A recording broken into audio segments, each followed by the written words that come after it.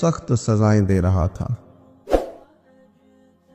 اور حضرت بلال رضی اللہ تعالیٰ عنہ نے اپنی اس تکلیف کو آرام سے بدلنے کی تجویز یہ سوچی تھی کہ وہ جیسے جیسے تکلیف دیتے، مارتے، گرم پتھر آپ کے سینے پہ رکھتے تو حضرت بلال اپنے دل کو تسلی دینے کے لیے کہتے احد احد احد، اللہ ایک ہے، اللہ ایک ہے، اللہ ایک ہے۔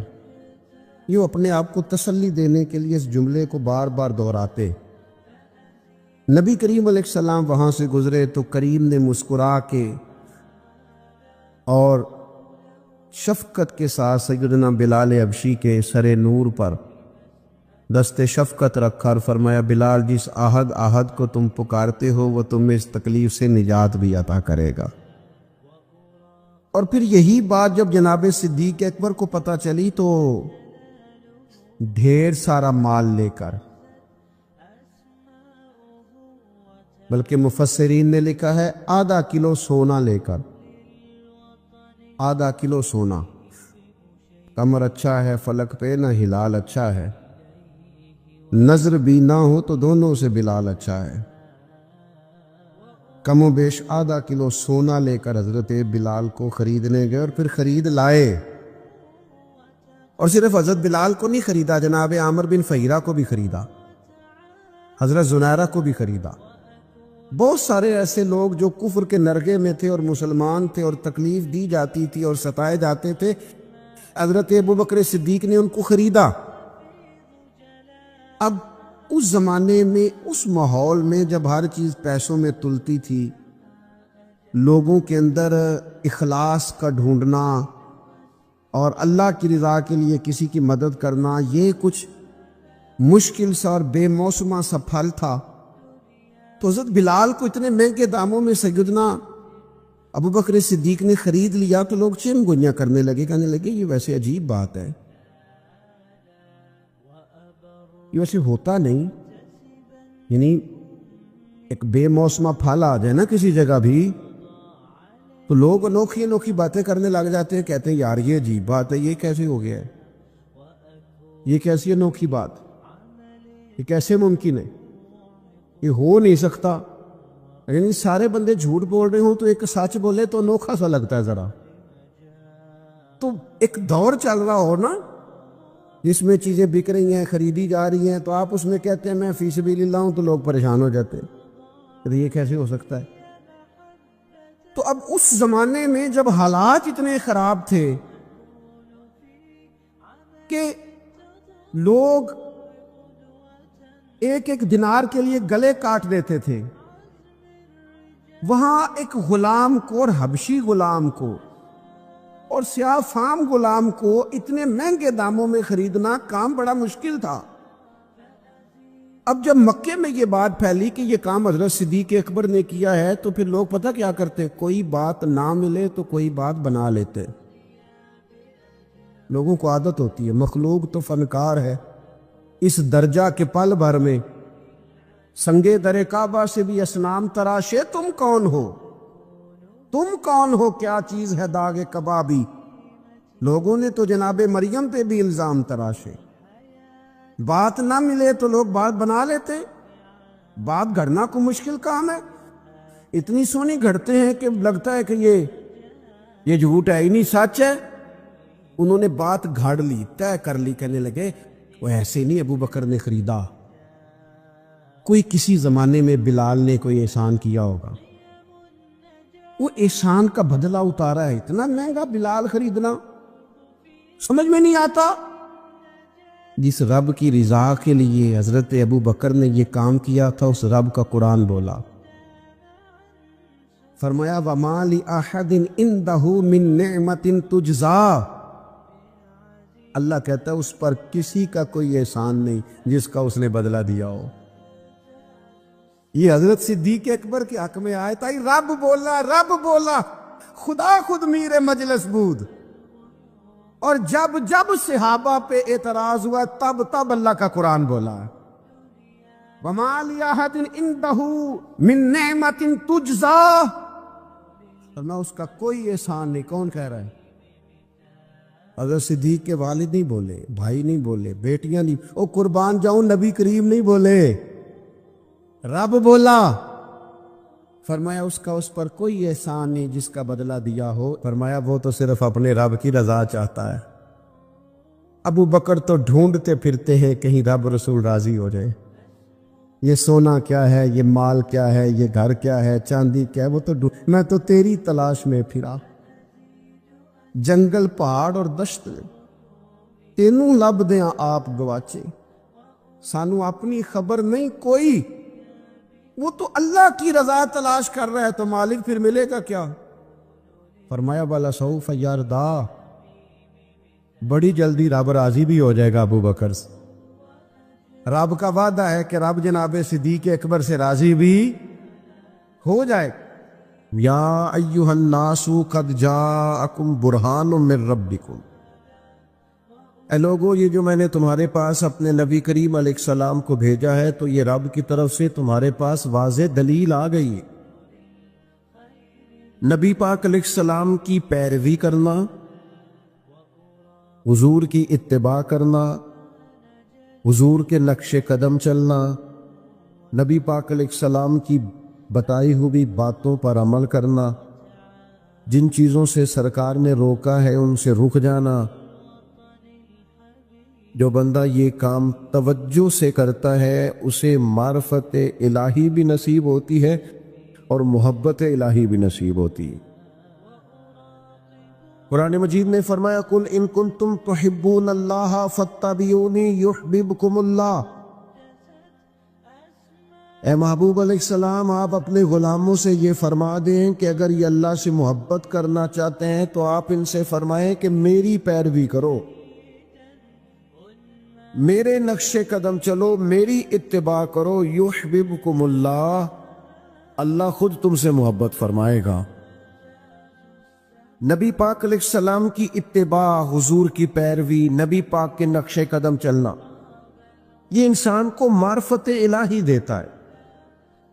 آپ کو پتہ ہے صحابہ کرام علیہم رضوان نے جب کلمے پڑھے، مسلمان ہوئے، ایمان کی، یقین کی، تیقن کی دولت انہیں نصیب ہوئی تو پھر ان کے رنگ ڈھنگ بدل گئے۔ بڑا مشکل کام ہے اپنا کمایا ہوا مال محنت کا لا کے خرچ کرنا، لیکن جب رضائے الہی پورے طور پر مطلوب ہو اور معرفت الہی کا رنگ چڑھا ہوا اور انسان کو طے ہو جائے کہ اب یہ مال میرے رب کی رضا کا ذریعہ بنے گا، تو پھر حالت یہ ہوتی ہے کہ جناب صدیق اکبر نے تن کے کپڑے بھی اتار دیے اور ٹاٹ کا لباس پہن لیا۔ تینوں لب دیاں آپ گواچے، سانو اپنی خبر نہ کوئی، ساتوں تے پارے نے ککھ گلیاں دے، سانو آخ دے لوگ شدائی، اسا لنگ نموس دا ساڑ کے چولا، گل پہنے تاج گدائی، او سجنا اپنا آپ گوایا تاں یار نے چاتی پائی۔ جب آپ کو معرفت الہی کا یہ جذبہ نصیب ہوتا ہے، یہ ذوق نصیب ہوتا ہے، یہ شوق نصیب ہوتا ہے، تو پھر انسان طلب کرتا ہے۔ نبی پاک صلی اللہ تعالی علیہ وسلم نے فرمایا شہید بھلا اللہ کی بارگاہ میں کیا خواہش کرتا ہے؟ اللہ کرے آپ کی زیادہ توجہ میری طرف ہو جائے،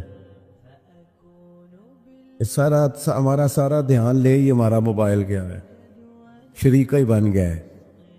2 4 5 لوگ بنا لیں، باقیوں کو دے دیں، اور جس نے بنانی ہے وہ ضرور بنائے، پر بات تو میری سنیں نا۔ آپ لائیو کومنٹس بعد میں دیکھ لیجئے گا۔ عزیز دوست میری بات پر غور فرمائیں، جب آپ معرفت الہی تک پہنچ جاتے تو حضور فرماتے ہیں شہید اللہ کی بارگاہ میں عرض کرتا ہے مالک کبھی ایک دفعہ پھر بھیجے نا دنیا میں، اور پھر موقع ملے نا شہید ہونے کا۔ تیری جنت میں بڑا لطف ہے، لیکن گویا جو تیری راہ میں سر کٹانے کا مزہ ہے۔ میرے عزیز جب نبی پاک کی پیروی کی جاتی ہے تو معرفت الہی انسان کو جینے کا سلیقہ آ جاتا ہے، اسے محسوس ہوتا ہے کہ میں کوئی بڑا بامقصد کام کر رہا ہوں۔ پھر پتھر کھانا، تبلیغ کرنا، جد و جہد کرنا، کانٹوں پہ چلنا، یہ سارے کام مزہ دینے لگ جاتے۔ جب کوئی مقصد حیات ہاتھ آ جاتا ہے نا، پھر تھوڑے وقت سو کے بھی انسان نیند پوری کر لیتا ہے، تھوڑے پیسوں پر بھی گزارا ہو جاتا ہے، پھر سادہ لباس بھی ہو، سادہ کپڑے بھی ہوں، مسجد میں سونا بھی ہو، تو حضرت بلال حبشی مطمئن وقت گزارتے ہیں۔ پھر اطمینان، جب معرفت الہی نصیب ہو جائے، محبت الہی نصیب ہو جائے، حضور علیہ السلام نے معراج سے واپس آ کے فرمایا بلال کیا عمل کرتے ہو؟ یا رسول اللہ کیا ہوا؟ فرمایا میں نے تو جنت میں بھی تمہارے قدموں کی آواز سنی ہے۔ نبی پاک کی خالص پیروی، اتباع رسول، لیکن شرط یہ ہے کہ انسان تن من دھن سے حضور کی پیروی کرے۔ وہ چند 2 4 5 چیزوں کا دعویٰ نہ کرے، میٹھا کھانا سنت ہے، مسواک کرنا سنت ہے، داڑھی رکھنا سنت ہے، پگڑی باندھنا سنت ہے، یہ بڑی عظیم سنت ہے، پر سچ بولنا بھی سنت ہے، فاقہ کرنا بھی سنت ہے، دل بڑا رکھنا بھی سنت ہے، دل صاف رکھنا بھی سنت ہے۔ جو اپنے لیے پسند کرو وہ دوسرے کے لیے پسند کرو، یہ بھی حضور کی دی ہوئی ادا ہے۔ اپنی مرضی کا ماحول فقط نہیں بنایا جائے۔ جب آپ معرفت الہی کے راستے پہ چلیں گے تو لازمی شرط ہے حضور کی پیروی کریں گے۔ اتباع رسول کے بغیر کوئی اور راستہ ہی نہیں ہے جو بندے کو اطمینان دے سکے، سکون دے سکے۔ آپ ایک مطمئن زندگی گزارتے ہیں جب حضور کی پیروی میں۔ آپ دنیا میں دیکھ لیں، بہت زیادہ مہنگے کپڑے پہننے والے لوگوں سے ملاقاتیں کر لیں، بہت نئے جدید دور کا فیشن اوڑھنے والے لوگوں سے آپ مل لیں، وہ بیچارے بے چین ہی بڑے رہتے ہیں۔ 98 لوگوں نے کہہ دیا تیرے کپڑے ٹھیک لگ رہے ہیں، اور 2 نے بھی یہ نہیں کہا غلط ہے، ٹھیک نہیں، انہوں نے کہا با ٹھیک ہے، لیکن یہ بیچارے پریشان ہو گئے ہیں کہ پتہ نہیں صحیح ہے کہ نہیں۔